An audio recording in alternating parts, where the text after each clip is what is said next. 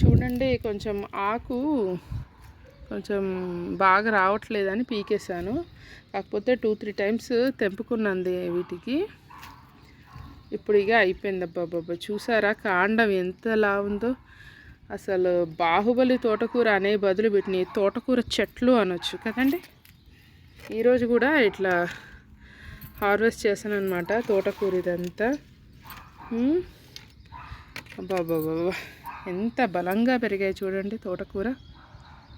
తోటకూర చెట్లు ఇవి చూసారా. ఇంత కాడలవి అసలు మనకి మార్కెట్లో అమ్మరు.